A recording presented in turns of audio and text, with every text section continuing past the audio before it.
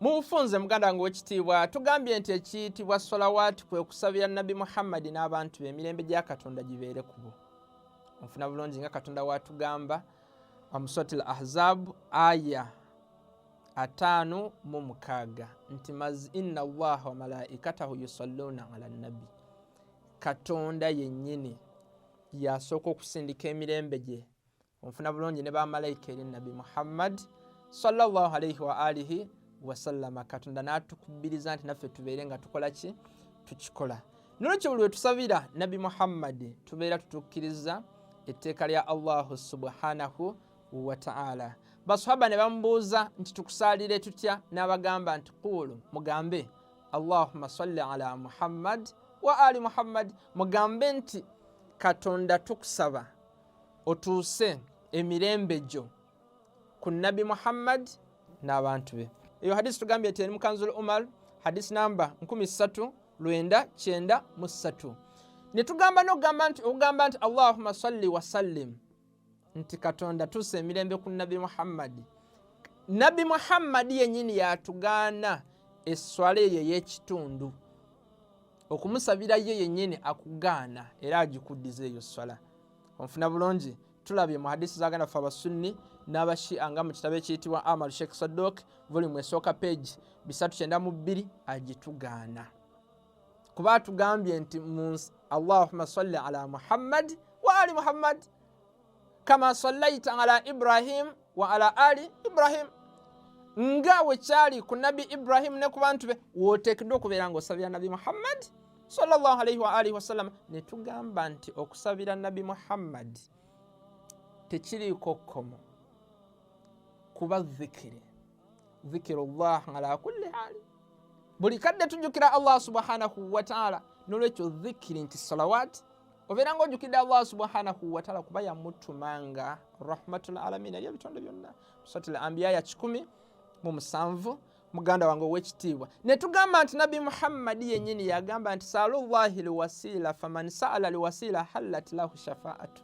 Subhanallah, musabe allah nga muyitira mu nze n'abantu bange ba ahlulbeit, buli akikola duwaye eyanukulwa. Tugambye nti wosabira nabi muhammadi yekka nga twaddeeko bantu be, swala agikukuba oteekeddwa okuteeka ku ahlulbeit. Katonda bagamba qul la as'alukum alayhi ajra illa limawaddata fil qurba, musati shura ya 23. Katonda yafuula okubagana okubagobeera nga teeka n'abatukuza musati azabu ya 33. Oteekeddwa okubeera nga nabo okola ki?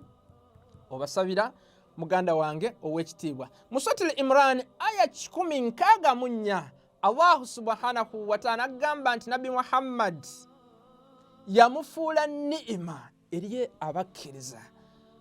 Onfuna bulungi, ni'ima ennene. Onfuna bulungi, nabi muhammad okubeera nga ni'ima. Onfuna bulungi, kintu okubeera nga ni'ima, blessing, muntu mulungi eri ebitonde. Nakugamba mu surati al-Duha aya 11 wa amma bini'imati rabbika fahaddith. Wenkuwa ebirungi byogereko. Nze okwogera ku nabi muhammadi mu mawulidi nga tumusabira okusabira nabi muhammadi nti allahumma salli ala muhammad wa ali muhammad mu mawulidi n'awantu wonna sikolangako bidia. Kuba katonda wabadde nga nnyonnyola mu surati al-ahzab tataddeewo kakwakulizo konna. Hadisi ne zeeyongerayo kullu salati mahjub kullu du'ain mahjub hatta yusalli ala muhammad wa ali muhammad. Buli dua katonda tagikiza okujjako ng'osaalidde nabbi n'abantu be. Okusaalira nabi muhammad ng'okozesa akalaadi allahumma salli ala muhammad wa ali muhammad, allahumma salli ala muhammadin wa ali muhammad, si bidia. Kiringa emirimu giri ebiri. Ogenda okola hijja n'okozesa ennyonyi. Hijja kikola kirungi, ennyonyi just wasiira ekutuusa ku kiri, akalaadi wasiira.